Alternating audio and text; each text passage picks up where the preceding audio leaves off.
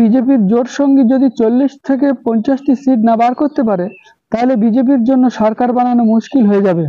Exit পোলে সরকার পক্ষের বেশি seat দেখিয়ে বিরোধীদের মন দুর্বল করার ও একটি রাজনৈতিক দলকে চাপে রাখা, এটি রাজনৈতিক দলের একটি রণকৌশল এবং গদি মিডিয়াদের একটা প্রোপাগান্ডা ছাড়া অন্য কিছু না। আসসালামু আলাইকুম প্রিয় দর্শক মন্ডলী, welcome to AHNBG TV. 2024 Lok Sabha নির্বাচন সমাপ্ত হয়েছে গত 1 জুন। সন্ধ্যে 6:30 থেকে 7টার পর বিভিন্ন চ্যানেলে এক্সিট পোল প্রচারিত হচ্ছে। প্রিয় দর্শক মন্ডলী, আমাদের মতামত জানানোর আগে কয়েকটি কথা আপনাদেরকে মনে করিয়ে দিতে চাই। নির্বাচনী বিধি লাগু হওয়ার পূর্বে সংসদে দাঁড়িয়ে প্রধানমন্ত্রী নরেন্দ্র মোদীজি ঘোষণা করেছিলেন এবার এনডিএ অর্থাৎ বিজেপি সরকার 400 পার হতে চলেছে। প্রিয় দর্শক মন্ডলী, আরও একটা কথা মনে করিয়ে দিই বর্তমানে ভারতবর্ষের নামধারী নিউজ চ্যানেলগুলোর কথা। গত 10 বছর ধরে সরকারের গোলামি কিভাবে করে চলেছে। গণতন্ত্রের চতুর্থ স্তম্ভ হলো মিডিয়া বা নিউজ চ্যানেল, যেখানে মিডিয়ার কাজ হলো সরকারকে তার বিভিন্ন কার্যকলাপ নিয়ে জবাব দিতে বাধ্য করা। এখানে হিতে বিপরীত কাজ করে নামধারী গদি মিডিয়াগুলো বিরোধীদের কণ্ঠরোধ করার চেষ্টা করে চলেছে গত 10 বছর ধরে।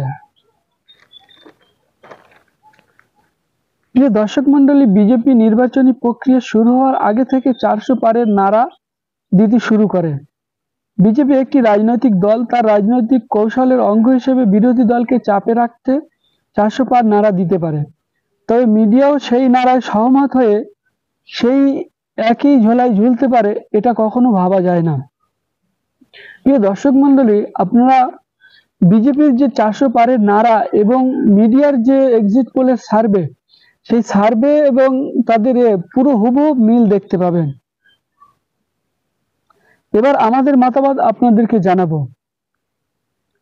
দু একটা নিউজ চ্যানেল ছাড়া সমস্ত চ্যানেলে এক্সিট পোলে দেখবেন কিভাবে তারা নাম্বার ম্যানেজ করে বিজেপির যে 400 পারের নারা তার সঙ্গে এক্সিট পোল হুবহু প্রায় মিলে যাচ্ছে। আমাদের যে সার্ভে আমরা করেছি তাতে আমরা মনে করছি 2024 নির্বাচনী প্রচারে বিরোধী জোট তথা ইন্ডিয়া অ্যালায়েন্স যেভাবে একসঙ্গে মোদী সরকারের বিফলতা ও ভুল নীতি নির্ধারণকে মানুষের সামনে তুলে ধরেছে, যেমন দ্রব্যমূল্য বৃদ্ধি, বেরোজগারি, অগ্নিবীরের মতো প্রকল্প, কৃষক বিরোধী আইন, নির্বাচনী চাঁদা, সংবিধান শেষ করার কথা এবং বিজেপি বিরোধী ভোট ভাগ না হওয়া। মানে বলতে গেলে 2024 লড়াইটা ইন্ডিয়া অ্যালায়েন্স তৈরি হওয়ার পর আমাদের পশ্চিমবাংলা এবং আরো হাতে গোনা কয়েকটি রাজ্য বাদ দিয়ে বেশি অংশ জায়গায় একের বিরুদ্ধে একের লড়াই হয়েছে।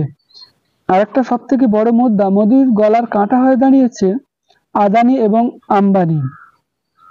এবং বেশি অংশ জায়গায় বিজেপির 10 বছরের বিফলতার কারণে বিজেপির ভোট কমেছে ছাড়া কোনো জায়গায় বাড়েনি। এতে আমরা মনে করছি বিজেপির 200 থেকে 240টি সিট এককভাবে জিততে পারে। এক্ষেত্রে বিজেপির জোট সঙ্গী যদি 40 থেকে 50টি সিট না বার করতে পারে, তাহলে বিজেপির জন্য সরকার বানানো মুশকিল হয়ে যাবে। এদিকে 1 জুন 7ম দফা ভোট শেষ হওয়ার পর বিরোধীদের ঐক্য বৈঠক এবং যে কনফিডেন্স দেখলাম এবং কংগ্রেসের সর্বোচ্চ নেতা মল্লিকার্জুন খাড়গে যেভাবে দাবি করলেন যে ইন্ডিয়া অ্যালায়েন্স 295 এর নিচে কোনোভাবে আসছে না, বরং তার থেকেও বেশি সিট জিততে পারে ইন্ডিয়া অ্যালায়েন্স এবং ইন্ডিয়া অ্যালায়েন্স সরকার বানাবে। তবে আমরা মনে করছি এবার এককভাবে কেউ সংখ্যাগরিষ্ঠতা পাবে না। এক্ষেত্রে ইন্ডিয়া শরিক দল বেশি, তাই ইন্ডিয়া অ্যালায়েন্সের চান্স বেশি সরকার বানানোর। তবে এখানে এক্সিট পোল বা আমাদের ধারণা দিয়ে কিছু হবে না, সবকিছু বোঝা যাবে 4 জুন মঙ্গলবার অর্থাৎ আগামীকাল। কেননা এর আগেও অনেক এক্সিট পোল ও বিশ্লেষণ ভুল প্রমাণিত হয়েছে।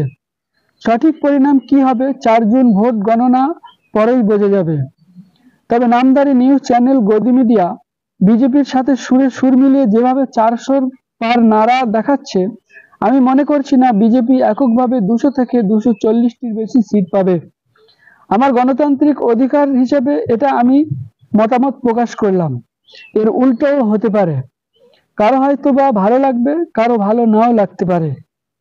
এক্সিট পোলে সরকার পক্ষের বেশি সিট দেখিয়ে বিরোধীদের মন দুর্বল করার ও একটি রাজনৈতিক রণকৌশল ও মিডিয়ার প্রোপাগান্ডাও ছাড়া অন্য কিছু না। প্রিয় দর্শক মণ্ডলী, খোদা হাফেজ, আসসালামু আলাইকুম।